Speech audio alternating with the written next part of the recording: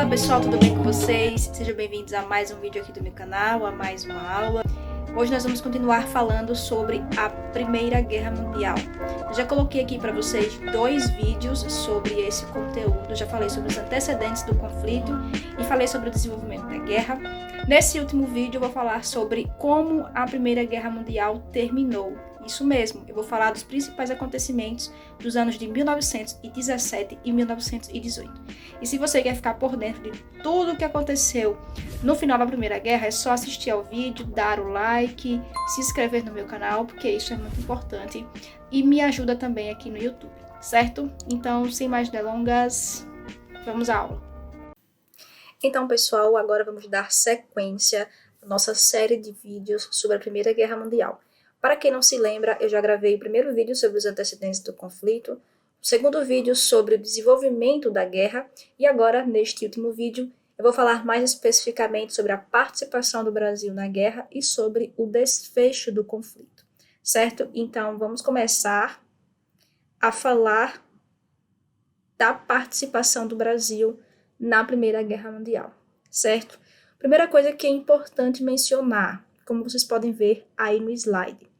Quando eclodiu a guerra na Europa, o Brasil tinha relações bastante cordiais com os países beligerantes, ou seja, a Alemanha, que foi tida como a causadora da Primeira Guerra Mundial e era um parceiro comercial importante do Brasil, ao lado da Inglaterra e da França. Então, observe que no começo da guerra, em 1914, o Brasil já estava numa situação meio desconfortável, porque tinha relações cordiais com esses 3 países que estavam em lados opostos. Lembre que nós tivemos aí 2 blocos de países que participaram do conflito. A Tríplice Aliança, ou Potências Centrais, e a Tríplice Entente, certo? Qual foi a postura do Brasil, a priori, frente ao início da guerra? O Brasil assumiu uma postura de neutralidade, isso mesmo, o Brasil não ficou nem de um lado, nem ficou do outro. No entanto, essa neutralidade trouxe algumas consequências para o Brasil, como, por exemplo, restrições comerciais impostas pelos países que estavam na guerra. Isso mesmo. Nessa mesma situação de neutralidade, o Brasil acolheu em seus portos 44 navios mercantes alemães e 2 austríacos, já que o Brasil era um país neutro, como eu acabei de falar. Esses navios preferiam ficar nos portos brasileiros do que voltar para a Europa nesse contexto de guerra. Então, veja, o Brasil não tinha nenhum problema com a Alemanha, nem com a Áustria e a Hungria, abrigou os navios nos seus portos.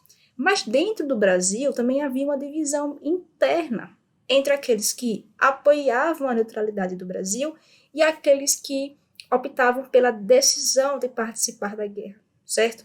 E que eram essas pessoas? Você tem conflitos na imprensa, entre os intelectuais, ou seja, as pessoas que pensam a realidade social do Brasil naquela época, certo? Nas colônias de origem alemã ou italiana, que também eram numerosas no Brasil, também havia muita discussão e elas foram colocadas em campos opostos. Então, mesmo que o Brasil decidisse entrar na guerra naquele momento, em 1914, o Brasil tinha um exército muito despreparado. Eu acho que ainda hoje, se o Brasil participasse de uma guerra, não seria tão feliz, não seria tão eficiente, porque já naquela época o nosso exército era muito defasado, não só o exército, mas também como a marinha, certo? Então, como vocês podem visualizar aí no slide, a princípio o Brasil ficou numa posição neutra.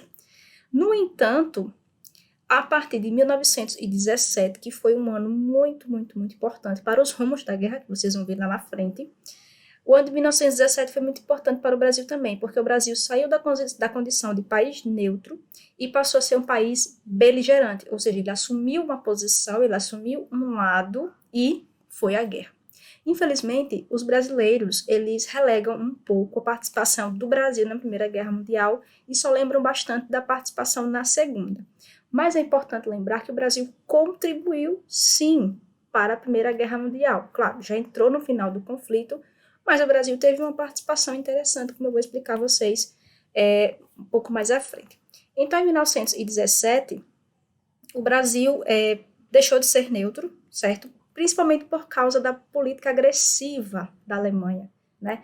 Naquele mesmo ano, o Kaiser, lembre que a Alemanha era um império e tinha o Kaiser Guilherme II, ele autorizou a guerra submarina, sem restrições, contra qualquer navio de qualquer bandeira, seja ele norte-americano, francês, inglês, brasileiro. Então, naquele momento, 11 navios norte-americanos foram atacados por submarinos alemães. Esse foi o pretexto para a entrada dos Estados Unidos na guerra. Gente, isso vai mudar completamente o rumo da Primeira Guerra Mundial. A entrada dos Estados Unidos, que era uma potência militar, uma potência bélica. Então, as forças começaram a se desequilibrar com a entrada dos Estados Unidos. Então, naquele momento, o Brasil também vai declarar guerra contra a Alemanha, vai romper relações diplomáticas com esse país. Após o torpedeamento, ou seja, o submarino alemão torpedeia, acaba com o vapor brasileiro Paraná, e por isso o Brasil decidiu romper as relações que tinha com aquele país em 11 de abril de 1917. Um fato curioso é que essa agressão ao vapor brasileiro fez com que o ministro das Relações Exteriores, Lauro Miller, que era alemão, e era favorável à neutralidade brasileira, acabou deixando seu cargo, foi obrigado a renunciar, justamente por causa dessa quebra das relações entre Alemanha e Brasil. Então, só depois de outros torpedeamentos é que realmente houve uma oficialização de guerra do Brasil contra os impérios centrais, contra as potências centrais. Como vocês podem ver aí nesse slide, o Brasil ele participou da guerra. De que maneira? Foi organizada uma divisão naval em operações de guerra, DENOG, e essa divisão era comandada pelo contra-almirante Pedro Max de Frontin, e essa divisão partiu com destino à Europa em 16 de maio de 1918.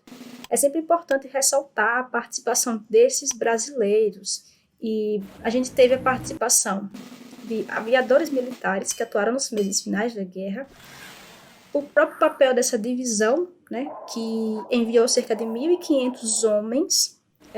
A missão era o quê? A missão era vigiar a área que estava em guerra, lógico, entre o Senegal e o Estreito de Gibraltar. Essa região era muito importante para o abastecimento dos aliados e estava infestada por submarinos alemães. Além disso, da participação da divisão, nós temos a instalação da Missão Médica Militar Brasileira, da MMB. Ela foi enviada à França em agosto de 1914, sob a chefia do Dr. José Tomás Nabuco de Gouveia. E isso era muito importante, gente. Essa missão era constituída por 131 homens, entre médicos, militares e civis. Ou seja, isso também foi muito importante.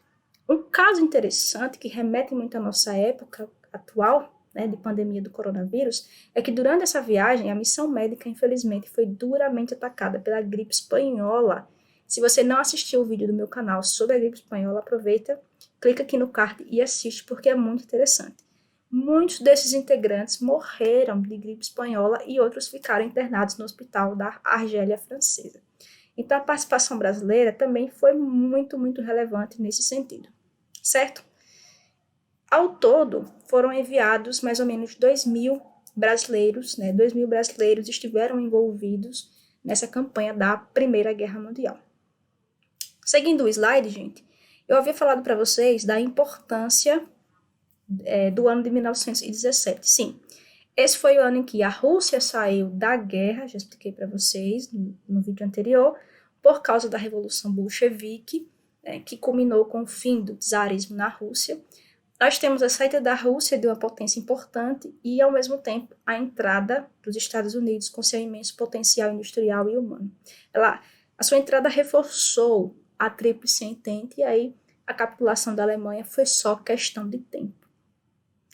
Então, com derrotas sucessivas, aconteceu que o Kaiser alemão rendeu-se. Ele assinou o armistício em novembro de 1918. Então, gente, depois da assinatura desse armistício, nós tivemos aí a elaboração de um acordo de paz, certo? Que ficou conhecido como os 14 pontos de Wilson. Quem elaborou foi o Woodrow Wilson, que era presidente dos Estados Unidos, e esse tratado, esse acordo, ele preconizava uma paz sem vencedores. Aqui nós temos alguns pontos interessantes desse acordo de paz proposto pelo Wilson, como, por exemplo, eliminação das barreiras econômicas entre as nações, redução dos armamentos nacionais, independência de alguns países que estavam naquela região dos Balcãs, ou melhor, de alguns povos, né, como, por exemplo, independência da Polônia.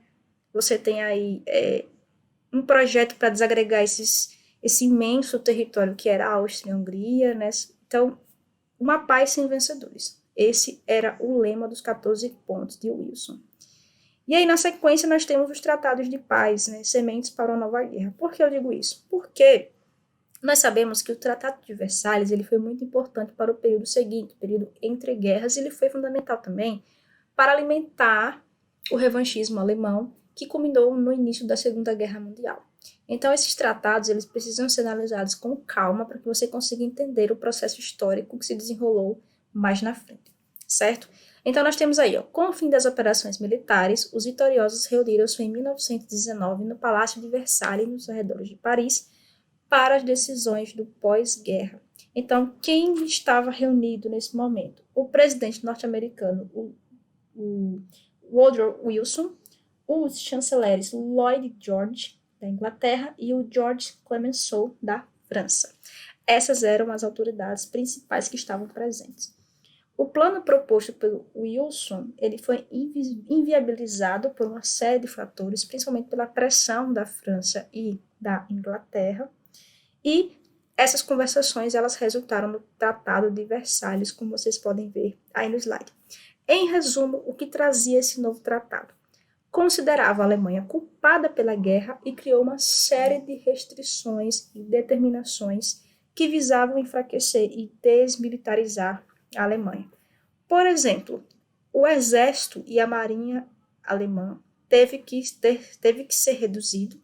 O exército ficou limitado a 100 mil homens e ficava proibida de construir navios de guerra. Teve que devolver o território da Alsácia-Lorena à França e o acesso do chamado corredor polonês também teve que ser devolvido e ainda teve que pagar às potências aliadas um valor aproximado de 30 bilhões de dólares, ou seja, uma pesada indenização. Mas esse valor foi renegociado na década de 20 até ser extinto em 1932. Então a Alemanha ela foi considerada culpada pela guerra, ela sofreu essas duras penalidades, mas seguindo o Tratado de Versalhes, nós tivemos outro tratado importante de Saint-Germain. Mas vale ressaltar também que o Tratado de Versalhes ele estabeleceu a criação da Liga das Nações. Veja que curioso, quem propôs a criação da Liga? Os Estados Unidos, mas eles não participaram da Liga das Nações. A priori porque eles não concordavam com algumas determinações do Tratado de Versalhes. E a Liga das Nações era um fórum internacional que pretendia garantir a paz mundial. Para quem não sabe, a Liga das Nações foi um germe, uma origem aí da ONU, que vai ser criada após a Segunda Guerra Mundial. Então, esse Tratado de Saint-Germain, basicamente, o que ele trazia? A mudança territorial do Império Austro-Húngaro, ou seja, o desmembramento do Império Austro-Húngaro.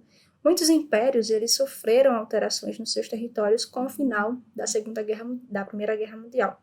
Nós tivemos aí um reordenamento geopolítico da Europa e um reordenamento desses territórios das fronteiras. A Áustria perdeu a saída para o mar e foi obrigada a reconhecer a independência da Polônia, da Tchecoslováquia, da Hungria e a criação do reino dos sérvios, croatas e eslovenos. Isso mesmo. O Império Austro-Húngaro, que fazia parte da Tríplice Aliança, lembre disso, também sofreu pesadas restrições territoriais. E isso também aconteceu com o Império Alemão, o Império Otomano, que também foi destruído, o domínio dos Habsburgos da Áustria também saiu destruído e o czarismo na Rússia. Então, foi, digamos assim, a capitulação, o final desses regimes monárquicos na Europa. Os países vencedores, muitos deles mantiveram as suas colônias além-mar, né? E a Alemanha, por ter sido ocupada, perdeu praticamente as suas colônias que havia conquistado na fase do imperialismo. E, claro, a gente não poderia deixar de destacar o crescimento exponencial da importância dos Estados Unidos enquanto potência econômica, isso na década de 20, da Inglaterra e da França, ou seja, os vencedores do conflito. Então é sempre bom ressaltar essa modificação que aconteceu na Europa, principalmente depois da Primeira Guerra Mundial, certo? Então, pessoal, é isso. Espero que vocês tenham gostado dessa aula. Qualquer dúvida é só entrar em contato comigo através das minhas redes sociais. O meu Instagram é @brunamohana e @estudando.história. Ou você pode entrar em contato também comigo através do grupo do WhatsApp, certo? Então, espero que tenham entendido. Até a próxima aula e tchau, tchau.